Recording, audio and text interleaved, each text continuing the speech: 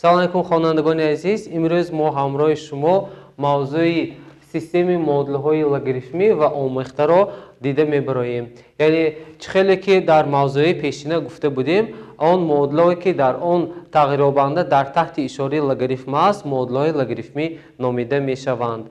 یا اینکه اگر در عدد نامعلوم در تحت اشاره فунکسیون درجگی یا اینکه درجه جای داشته باشد بود مدل نشان دهندگی نامیده میشد. اکنون همراه شما ما مفهوم سیستم مدل ها رو میدانیم و امروز باشد اگر در سیستم مدل ها مدل لگاریتمی جای داشته باشد آنگاه سیستم مدل ها را سیستم مدل لگاریتمی نیز مینامند که مقصد این سیستم یافتن عدد ها یافتن جفت عدد جفت یگانه میتواند یک جفت میتواند دو جفت میتواند یک چند جفت داشته باشد باید یابیم و اینچنین سیستم مدل های آمیخته را نیز دیده میبریم که در آن میتواند هم مدل نشان دهندگی هم مدل لگاریتمی میتواند مدل های ایراسیونالی نیز جای داشته باشد که آنها را همراه شما با مثال ها دیده میبریم. برای دیدن موضوع یا که مستحکم کنیم موضوع دو مثال را همراه شما پورا دیده میبریم که مقصد این دو مثال ها یافتن جفت عدد های x و y می باشند. شروع میکنیم از برای حل مثال یکم یعنی حل. برای حل کردن این سیستم مدل های داده شده خیلی که از این سیستم میبینید در مدل یکم لگاریتم 2 از x مینوس لگاریتم 2 از y برابر 1 جای داشته است یا اینکه در مدل دوم باشد لگاریتم 2 از x ضرب y برابر 3 نوشته شده است که برای حل این سیستم پیش از همه ما باید ساحه قیمت های امکان پذیر یا ساحه معینی این مدل رو نیز دانیم. این مدل معنا دارد اگر x کلان از 0 و هم y کلان از 0 باشد یعنی باید جفت عددهای ما مطلقا مثبت را تشکیل دهد. برای حل کردن این سیستم چنین تبدیلات را اجرا کردن ممکن است. لگاریتم اساس از 2 از x مینوس لگاریتم اساس از 2 از y برابر 1. خیلی که از این سیستم از مدل دوم برمیاد مدل دوم از 2 لگاریتم 2 از x ضرب y برابر 3 عبارت است که در اینجا علامت ضرب در تحت لگاریتم جای دارد ما میتونیم علامت ضرب را به جمع عوض نماییم یعنی لگاریتم 2 از x جمع لگاریتم 2 از y برابر 3 حاصل می شود که برای حل این سیستم ما میتونیم تغییرابنده نو را داخل کنیم یا میتونیم جمع الگبروی را نیز استفاده برده این سیستم را حل کنیم. یعنی هنگام جمع کردن این دو مدل ها ما میتونیم از تغییرابنده y آزاد شویم یعنی که هنگام جمع کردن این دو مدل ما از تغییرابنده y آزاد میشویم یعنی که تغییرابنده y در این حالت خارج کرده میشود یعنی اعضا با اعضا این مدل ها را جمع میکنیم. لگاریتم 2 از x جمع لگاریتم 2 از x و ما 2 لگاریتم 2 از x را میدهد. هنگام جمع کردن مینوس لگاریتم 2 از y جمع لگاریتم 2 از y و ما 0 حاصل می شود که آن را نمی نویسیم یک جمع 3 به 4 برابر می شود. لگاریتم 2 از x برابر است 4 را به 2 تقسیم کنیم 2 حاصل می شود یا اینکه هنگام x را یافتن 2 را به درجه 2 برداریم عددی 4 حاصل می شود که یکی از جفتهای حل این سیستم یعنی یکی از نامعلوم های این سیستم به 4 برابر شد. هنگام عدد 4 را به مدل یکم یا به مدل دوم گذاشتن تغییرابنده y نیز حاصل می شود یعنی میگیریم به جای x میگذاریم در مدل یکم یعنی لگاریتم 2 از 4 مینوس لگاریتم 2 از y برابر 1. در نتیجه این مدل را حل میکنیم که در اینجا تغییرابنده y را باید یافتن لازم است یعنی لگاریتم 2 از 4 این به 2 برابر است مینوس لگاریتم 2 از y برابر 1. از اینجا 1 را به طرف چپ و مینوس لگاریتم 2 از x را به طرف راست میگذارانیم یعنی 2 مینوس 1 برابر است به لگاریتم اساس از 2 از y.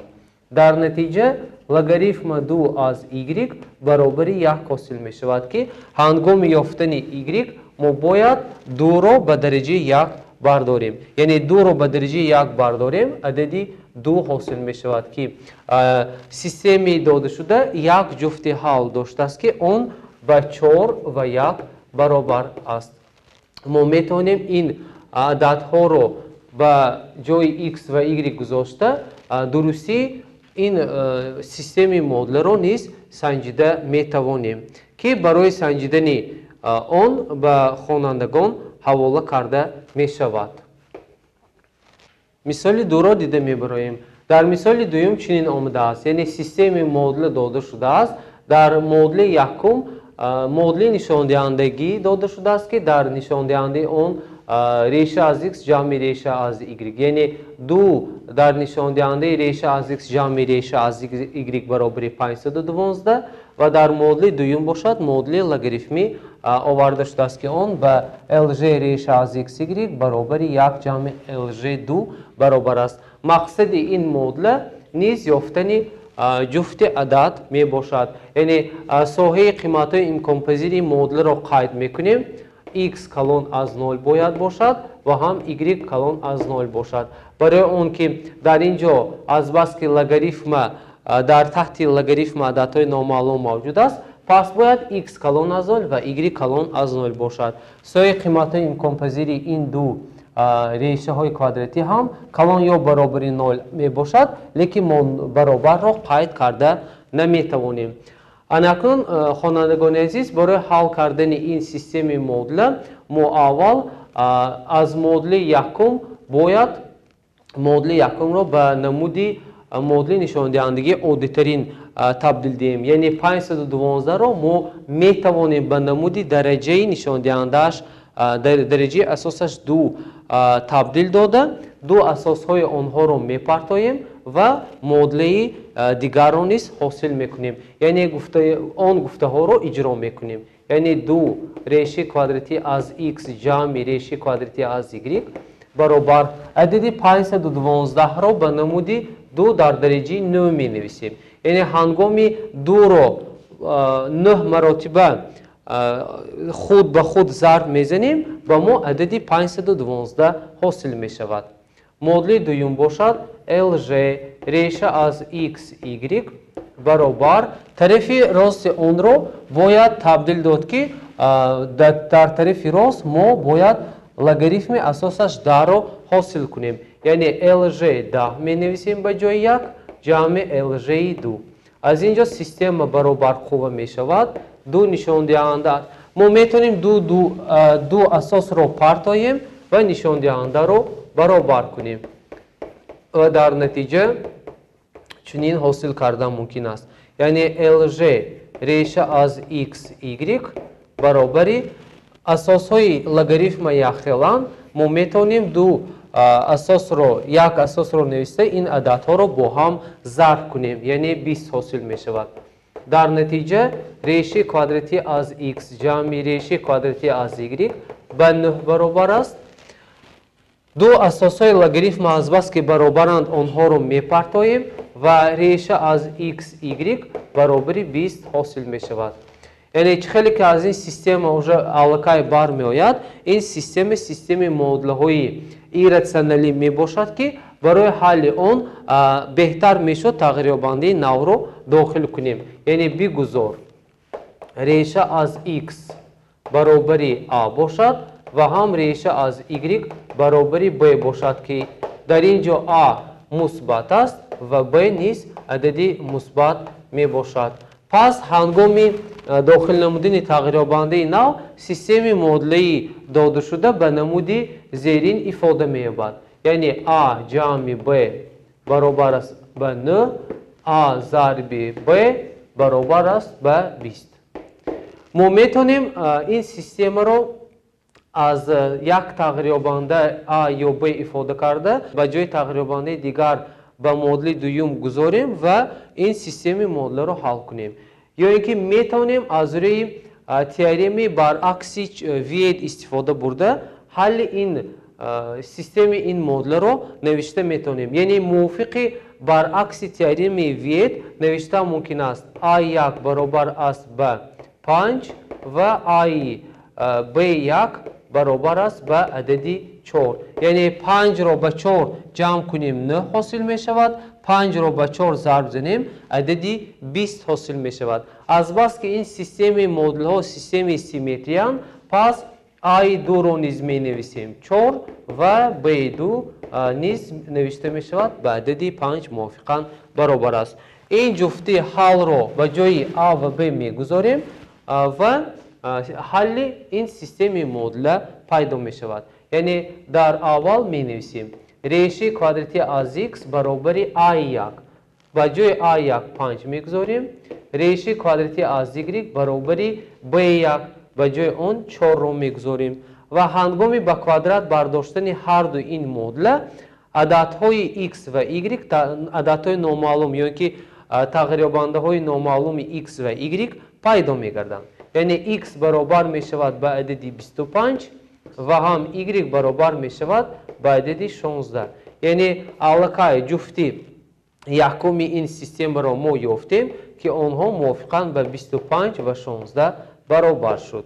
اکنون حل دوم این مدل رو میابیم. یعنی ریشه کواdraتی از x برابر I2 به جای I2 ما میتونیم عددی 4 رو گذاریم و هم ریشه کواdraتی از y برابر است به 5 رو میگذاریم و عیناً در مثالی در بالا بوده هر دو طرف این برابری رو با کوادرات برداشته x و y رو حاصل میکنیم. یعنی هنگامی با کوادرات برداشتن دو طرفی مدل x برابر 16 و هم y برابر از آن مدل دوم 25 حاصل می شود که این جفتی دومی حل این سیستم به حساب می رود که آن به 16 و 25 موافقاً برابر است.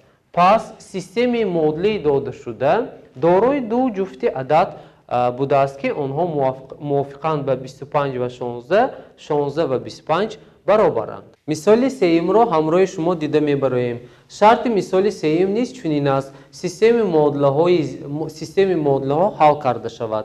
یعنی که از این سیستم مدل ها خیلی که میبینید مدل یکم از مدل لگاریتمی عبارت بوده، مدل دوم مدل ساده است. یعنی که در اینجا مدل غیر خطی y کوادرات 4y کوادرات جمع x مینوس 12 برابر 0 داده شده است. شروع میکنیم به حل سیستم این مدل ها. برای حل کردن سیستم این مدل ها در اول قید میکنیم ساحه قیمت های امکانپذیر این مدل رو. یعنی این مدل در آن حالت حل دارد اگر x کلان از 0 و هم y کلان از 0 رو تشکیل دهد. یعنی حل این سیستم مدل باید عددهای مثبت باشد. برای حل کردن این مدل ما باید پیش از همه مدل یکم این سیستم را تبدیل دهیم.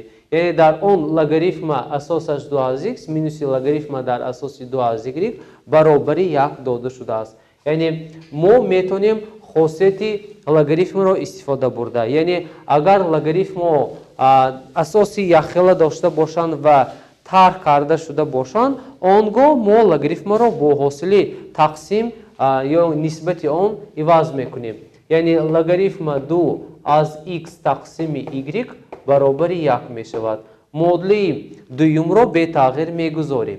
یعنی 4y کوادرات جمع x مینوس 12 برابر 0.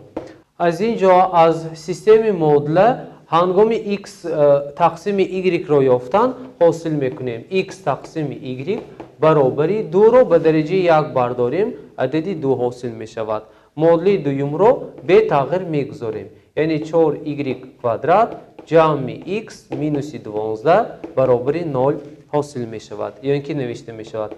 так سیستم مدل از مدل یکمی سیستم x را میابیم و به جای تغییرابند x میگذاریم. یعنی از یکم مدل x را با واسطه y افاده میکنیم.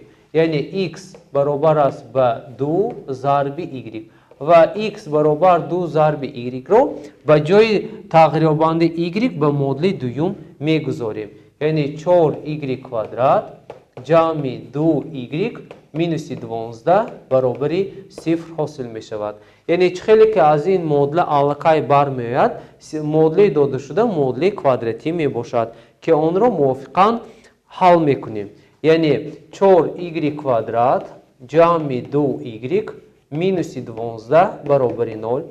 خیلی که از این معادله معلوم است، همه کوفیسینت های معادله کوادراتی به 2 کرتی است، یعنی که به 2 تقسیم می شود. پس آن را ما اختصار می کنیم، یعنی هر یک کوفیسینت معادله را به عدد 2 تقسیم می کنیم. یعنی 2y کوادرات جمع y مینوس 6 برابر 0 حاصل می شود. از اینجا دیسکریمنانت معادله را می یابیم و حل آن را چنین می نویسیم.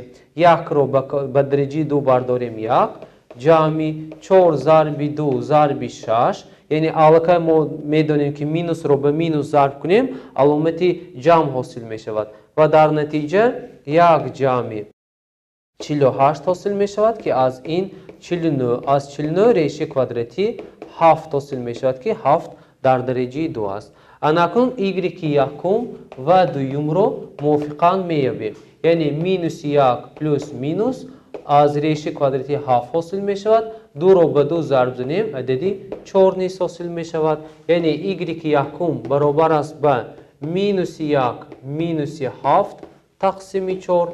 این برابر است به عددی مینوس 2.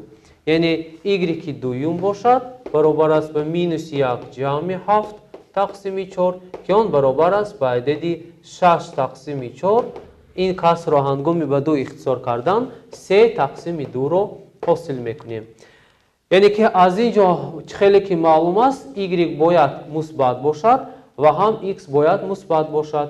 پس مینوس 2 به شرط y کلان از 0 قانع نمی سازد، یعنی مینوس 2 از 0 کلان نیست. پس این حل رو حل بیگانه معادله می نامند که آن را در جواب یا که برای حل سیستم معادله نمی گیریم. پس y برابر 3 تقسیم 2 از 0 کلان است. این حل سیستم معادله شده می تواند. یعنی هنگامی y برابر 3 تقسیم 2 بودن به جای y می گذاریم و تغییر بنده x حاصل می شود.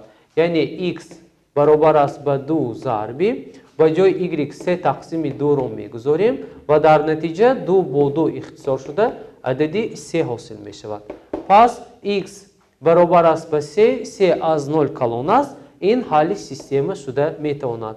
x نقطه ویرگول y این برابر است قیمت x رو به جای این می گذاریم 3 و y باشد 3 تقسیم 2 برابر است که جواب این سیستم معادله یک جفت حل دارد که اون به 3 و به 3 تقسیم 2 برابر می باشد. خوانندگان عزیز، اکنون برای مستحکم کردن موضوع امروزه به شما کار مستقلانه پیشنهاد کرده می شود.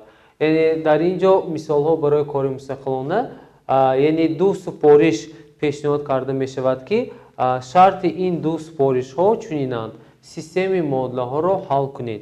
یعنی در سپارش یکم 2 سیستم معادله های لگاریتمی داده شدند که مقصد این سیستم ها یافتن جفتی عدد. می تواند سیستم معادله یک جفتی عدد، می تواند 2 یا و 3 زیاده از آن جفتی عدد داشته باشد که دو این مثال ها رو پیشنهاد شما می گردانیم.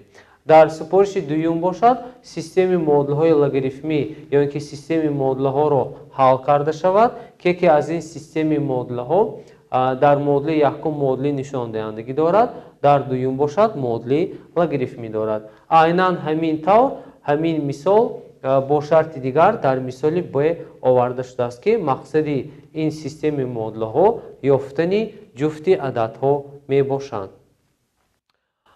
خوانندگان عزیز، با همین موضوع امروزی ما به انجام رسید. خیر تا درس آینده. سلامت باشید.